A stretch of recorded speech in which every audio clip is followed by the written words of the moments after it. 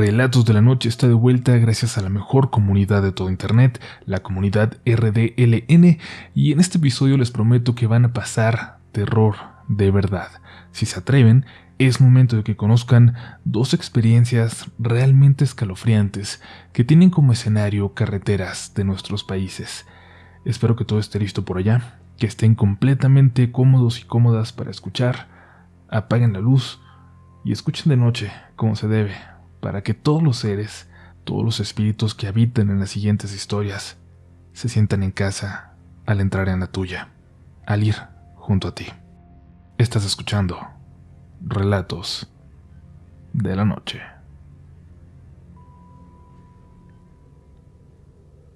Hola comunidad, voy a contarles mi historia. Apenas a unas horas de tener que volver a tomar esta carretera. Con mi familia tenemos un negocio. Pusimos una franquicia de unas hamburguesas muy populares aquí en la región. Han ido creciendo mucho. Yo las conocí cuando estaba en la escuela y se me ocurrió proponerle a mi papá preguntar a ver si nos podíamos traer una franquicia a mi pequeña ciudad. Fuimos la primera y nos ha ido muy bien, pero hay algo muy particular que tenemos que hacer. Las salsas que las hacen especiales. Tenemos que ir por ellas 2 veces por semana a la sede original porque no comparten la receta. La mayor parte del tiempo vamos mi hermano y yo, porque casi siempre es de noche y mi papá ya no maneja esas horas por su vista. Esto que les cuento sucedió apenas la semana pasada, apenas la última vez que nos tocó ir para allá, saliendo como siempre a las 9 de la noche. Regularmente es un trayecto de menos de 1 hora, así que si salimos a las 9, a las 11:30 ya estamos descargando los botes de salsa aquí en nuestro local para irnos a dormir a medianoche. Tengo muy clara la imagen de mi hermano esperando al lado de la camioneta cuando yo salí con las llaves, y cómo me dijo con una mirada algo confundida: ¿y si lo dejamos para mañana temprano? Le pregunté qué tenía y me dijo que no se sentía muy bien, que sentía algo en el pecho, como si no tuviéramos que salir esa noche a carretera. Le pedí un momento y fui a revisar al local. Ya no quedaban salsas para iniciar la jornada del día siguiente. Ni modo, carnal, tenemos que ir ahora. Si algo pasa por la mañana y se nos hace tarde, mi papá no va a poder abrir y ya ves cómo se pone. Pero tú tranquilo, no pasa nada, le dije. Nunca había visto así a mi hermano, con miedo o con ese nerviosismo que era tan evidente en ese momento. Y las calles al acercarnos a la salida de la ciudad cada vez estaban más desiertas. Las luces amarillas de las lámparas iluminaban apenas fragmentos pequeñísimos de ellas. Veías la calle a lo lejos y parecía como un escenario de un videojuego, donde solo está diseñado lo que tiene luz, donde todo lo negro es un vacío. No recuerdo qué luna teníamos hace una semana, pero la noche era más oscura que de costumbre. Le dije a mi hermano que seguramente era eso, el viento, la ausencia de luz, lo que le tenía tan mal. Llegamos a la última calle, antes de tomar la carretera, y a lo lejos en ella, mientras hacíamos un alto, vimos que pasó una persona en situación de calle, llevando un carrito de supermercado al parecer vacío. Mi hermano me hizo detenerme un momento. Espera que pase el señor. ¿Qué tal que se nos atraviesa o lleva algo? El señor avanzó muy, muy lento, casi como si supiera que esperábamos y se burlara de nosotros.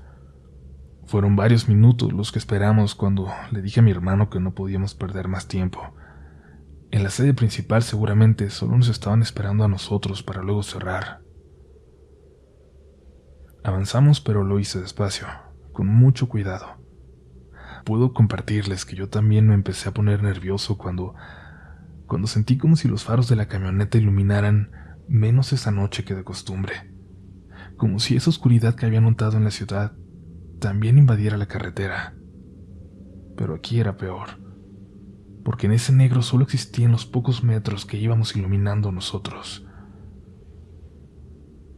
Despacio, con mucha precaución, pero llegamos a tiempo a nuestro destino. Cargamos todo y nos preparamos para salir de vuelta. Mi hermano se sentía mejor, como si se hubiera ido de pronto toda esa ansiedad.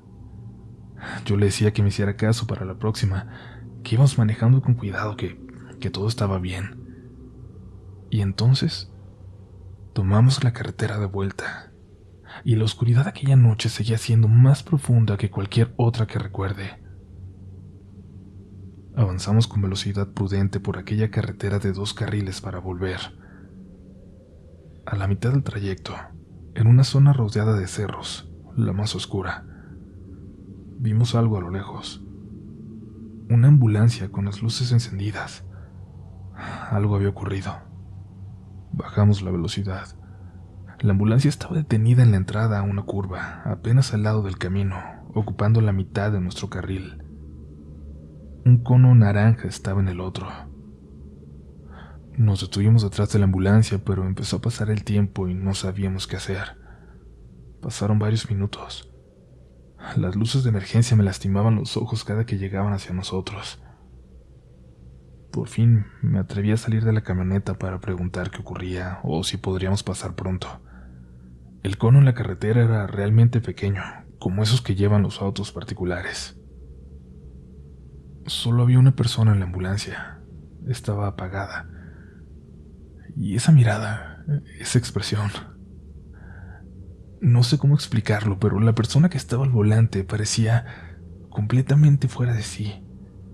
Los ojos los tenía llenos de lágrimas.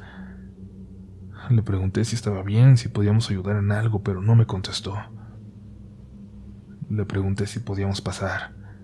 Además de que no quería llegar tarde a casa, estábamos detenidos en un lugar que sentía muy peligroso si un tráiler o un vehículo pesado se acercaba y no nos alcanzaba a ver. Me parecía difícil que alcanzara a frenar. Le dije al de la ambulancia que iba a mover el cono, que íbamos a pasar con mucha precaución. No me contestó nada. Entonces subí a la camioneta y avanzamos por esa curva oscura. Por favor, pongan mucha atención a lo siguiente, aunque estoy convencido que no me van a creer. Unos 300 metros adelante, vimos unas luces al lado de la carretera. Parecían personas bajando por un barranco poco profundo. Luego vi unas marcas de llanta que hacían evidente que un vehículo acababa de salirse de la carretera. Pero no se veía nada más. Seguimos avanzando a vuelta de rueda, como si fuéramos caminando prácticamente, muy despacio. Las luces de una patrulla se reflejaban en los arbustos incluso antes de seguir en la curva y lograr verla. Al salir de dicha curva, vimos que eran 2. Una detenida en nuestro carril y otra en el contrario, a unos 50 metros de distancia una de otra. Me cambié de carril para pasar la primera. Y cuando pasamos esa patrulla, mi hermano gritó horrible. Y yo pensé que porque de la patrulla de enfrente, corrían hacia nosotros 2 oficiales gritándonos que no podíamos pasar. Me golpearon la ventana con violencia y yo solo podía disculparme. Les dije que nadie nos había detenido. No bajaba la ventana, pero nos gritaban de ambos lados y mi hermano empezó a llorar como un niño y yo solo pude acelerar para escapar de esos oficiales que parecía que estaban a punto de rompernos los vidrios. Fue algo estúpido, pero me sentí en peligro y no pude pensar. Y mi hermano lloraba, pero lloraba con chillidos como un niño, como tenía años que no lo escuchaba llorar.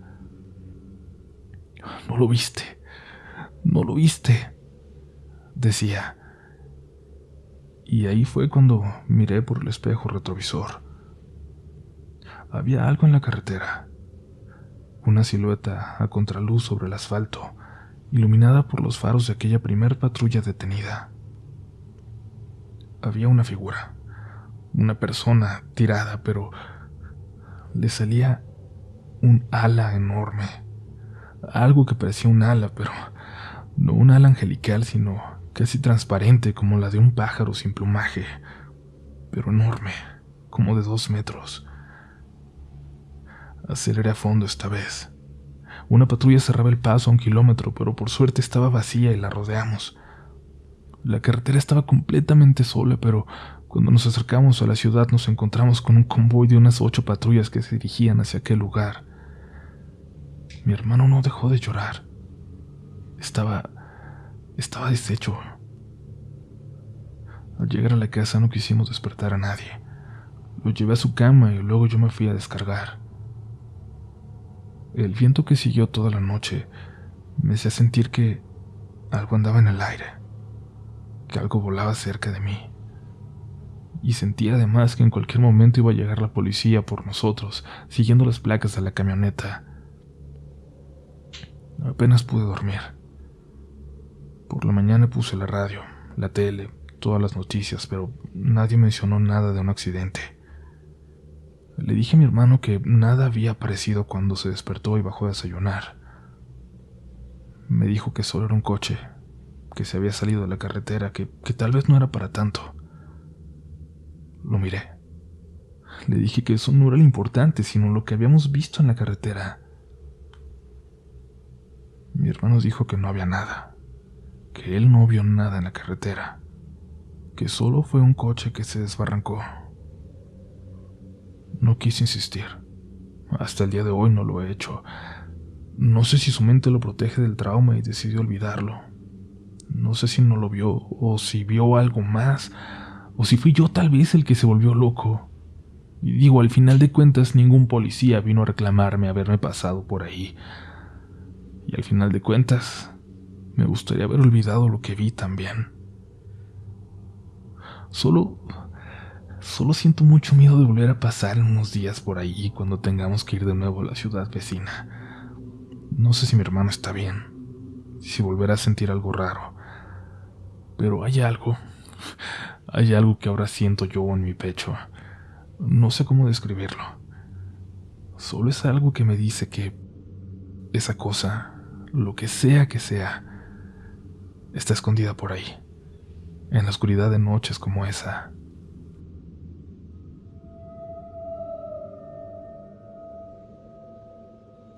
Comunidad, ¿y ustedes qué creen que haya sido? Hay muchas razones por las que esta historia me dejó intrigado, sobre todo porque siento que es una historia abierta y digo, espero de verdad que no pase nada, que Mike pueda olvidar lo sucedido, que sea solo una anécdota que nos compartió y que pueda seguir haciendo su trabajo con total tranquilidad, pero si no, estaremos esperando el resto de este relato. ¿Ustedes tienen un recuerdo así? Un suceso aterrador que quizás recuerden solo como una pesadilla, algo que haya ocurrido hace mucho, tal vez cuando eran niños. Si esta pesadilla, si este mal sueño, estaba ambientado en su casa o en un lugar que conocen, con objetos familiares alrededor, ¿no hay alguna posibilidad de que no sea eso, una pesadilla, y que sea algo real? Una experiencia que su mente les está haciendo esconder en ese halo de fantasía. Es un pensamiento que me ha perseguido desde que leí esa historia, pero quizás no tiene sentido, ¿verdad? Pero cuéntenme por favor su opinión, RDLN oficial en Instagram, Twitter y TikTok. Y si quieren que sea más personal todavía, ya saben, a mí me encuentran como Upolch en todas esas plataformas. Será un placer, como siempre, leerles. Vamos a la siguiente historia. Sigue escuchando Relatos de la Noche.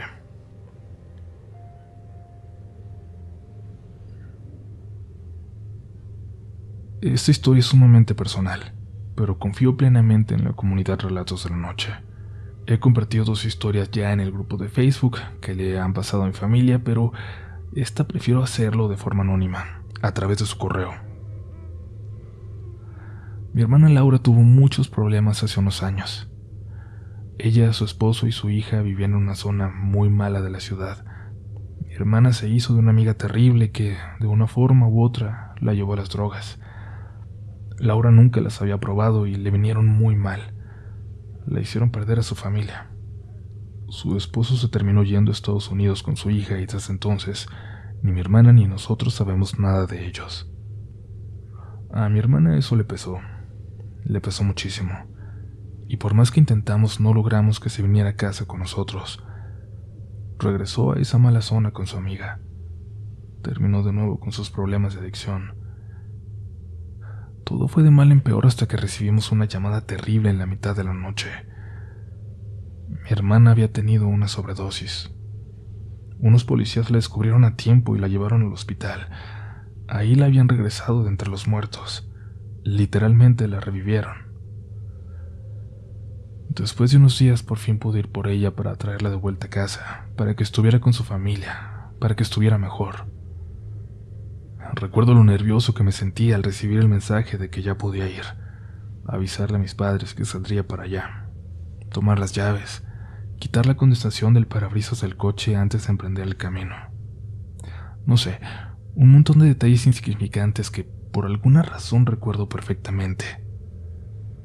El miedo que sentí en esa carretera también es difícil de olvidar. En ese momento no era un miedo a lo paranormal o a lo desconocido, sino a ver a mi hermana así, en esas condiciones, a ser en parte responsable de que estuviera bien de ahí en adelante. En el hospital estuvimos hablando un rato antes de que la dieran de alta, y me dijo algo que me hizo preguntar si realmente era adecuado sacarla ya, si realmente estaba bien como para salir e irse con nosotros. Cuando le pregunté cómo estaba, me dijo que desde que tenía conciencia, luego de despertar, la había pasado terrible, que mientras tenía la vista borrosa por los medicamentos, toda esa primera tarde despierta, su cuarto estuvo lleno de personas que la miraban alrededor de su cama. Luego eran solo sombras, dijo. Cuando pudo ir viendo más claro, distinguió que solo eran sombras. A mi hermana jamás le había pasado nada sobrenatural, en absoluto nada, y aunque en mi casa sí creemos en todas esas posibilidades, por lo que ya les conté que le ha pasado a mi familia, nunca habíamos experimentado nada realmente. Y en ese momento, cuando me lo contó, me pareció más una secuela de los momentos tan traumáticos que ella acababa de vivir. Cuando íbamos saliendo del hospital, mi hermana no dejaba de voltear. Le pregunté qué pasaba, pero seguía diciendo que nada, que solo nos apuráramos. Por fin nos preparamos para salir de regreso a casa, un viaje de apenas 2 horas y media. Aunque mis papás estaban preparando una cena para recibirla, llevé a mi hermana sus burritos favoritos de ahí, para que se comiera uno antes de irnos a casa. Quién sabe cuánto tiempo pasaría para que pudiera volver. Sin embargo, en cuanto nos detuvimos ahí, mi hermana me pidió que siguiéramos. Le dije que me diera unos minutos nada más en lo que los pedía, pero ella insistió. No dejaba de ver por el espejo retrovisor de su lado. Lo seguía moviendo para ver ella, lo cual no me permitía usarlo a mí. Para que estuviera tranquila acepté, y aceleré para salir de ese lugar hacia la carretera. Siempre manejo rápido, pero en esa ocasión, además, me urgía salir de ahí antes de que mi hermana viera algún mal conocido en las calles. Algo le ocurría. Me estaba preocupando. Hasta yo empecé a sentir que alguien nos seguía de verdad, pero al salir a la carretera y ver que no había ningún coche en el retrovisor, me tranquilicé. Supuse que era la imaginación de mi hermana, su paranoia, y ya me lo había advertido una doctora, que habría que soportar esos detalles por un tiempo. Sin embargo, escuché que mi hermana se lamentó de repente. Sí, nos siguió. Susurró. Le pedí que me lo repitiera. Perdón, no te hablaba a ti. Dije que nos siguió, desde el hospital. Nos siguió. En ese momento me molesté. Le dije que ya se dejara de cosas, que dejara sus fantasías de drogadicta, que tenía que ser normal de ahora en adelante como nosotros. Vi una lágrima antes de que se la pudiera secar con la manga de su suéter. Y yo aceleré más. Subí a 120 aunque el límite era de 90. Mi hermana me recordó lo peligroso del camino. Me dijo que bajara la velocidad. Lo hice. Y entonces ella me pidió que me detuviera en cuanto pudiera, porque tenía muchas ganas de vomitar. Paré en un pequeño lugar que servía de descanso, bajo un árbol enorme, el único en toda esa zona. Cuando se bajó del coche, mi hermana miró hacia atrás. Ahí viene, dijo, y luego dio unos pasos hacia los arbustos y vomitó. Me bajé para asegurarme de que estuviera bien. Le pregunté quién venía y ella se disculpó. Me dijo que eran tonterías, que sabía que todo estaba en su cabeza dañada por todas las sustancias que había consumido en su momento. Prometió que intentaría ya no verla, ya no ver nada. Ahí la abracé. La abracé y la sentí tan frágil como esa niña que en su momento cuidé y que me cuidó. Le pedí perdón. Le besé la frente y le dije que nunca más estaría sola, que nunca lo había estado, que mientras nos tuviera nosotros no lo estaría. Cuando la abrazaba acomodé mi cabeza sobre la suya y mi vista se dirigió hacia atrás, hacia el camino por el que veníamos. No sé cuántos metros estaba, pero eran suficientes para verla en la oscuridad. Tengo que ser honesto, no me importa si me crean o no, pero por en medio de la carretera venía una figura de blanco, como en un vestido o una bata, no alcancé a ver, pero era una figura de blanco, de pelo largo y gris. No vi ninguna facción, como si no las tuviera. Laura, lo que nos sigue es una mujer de pelo largo. Le pregunté a mi hermana. Sentí como su cuerpo se estremeció. Sentí cómo movía la cabeza diciendo que sí. Aquello, lo que fuera, venía muy despacio, así que le dije a mi hermana que subiera, que ya no volteara. Le puse el cinto, cerré su puerta, y sin perder de vista a eso que venía detrás de nosotros, caminando por el medio de la carretera, rodeé el coche. Ya no paré hasta llegar a la casa. Con la alegría de mis padres al ver a mi hermana, hasta olvidé aquella visión. Nunca pensé que reaccionaría así al ver a un fantasma, la verdad. Siempre pensé que iba a entrar en pánico, pero no fue así. Pensé en no volver a pasar en esa carretera de noche, pero nada más. Ya por la mañana fui a la tienda por leche para que mi mamá y mi hermana hicieran de desayunar, como cuando ella vivía con nosotros, cuando estaba chiquita. La luz de la mañana llenaba la cocina, la sala también, con mi papá pintando sus arquitos de madera. Fue como si estuviéramos chiquitos otra vez, como cuando más felices fuimos. Salí y hasta la calle se veía de otro color, como alegre. Pensé en todo lo que iba a hacer por mi hermana, para que volviera a ser feliz. Y quién sabe, quizás en algún momento podría volver a ver a mi sobrina. La buscaríamos. Primero Laura tenía que estar bien, pero luego me iba a concentrar en ayudarle a volver a verla. ¡Ey!, me gritó Richie, el vecino raro de la cuadra que padece insomnio. Muy amigo de mi papá cuando eran jóvenes, pero que ahora se dedicaba a trabajar en su coche día y noche. Y cuando digo día y noche, me refiero a que el señor trabaja en su Camaro del 75 hasta las 3 o 4 de la mañana. Desde que yo era niño lo está arreglando y jamás lo ha podido terminar. Vi que regresó tu hermana. Qué bueno que estén bien. Ahí estoy para lo que necesiten. Gracias, Richie, le dije e intenté seguir hacia la tienda. Espérate. ¿Sabes? Siento que ya me estoy volviendo loco porque se me figuró ver algo bien raro anoche que llegaron, cuando pasaron por enfrente de mi casa. Me detuve. ¿Qué viste?, le pregunté. Te lo juro por esta, que vi como si llevaras a una señora de blanco en el techo.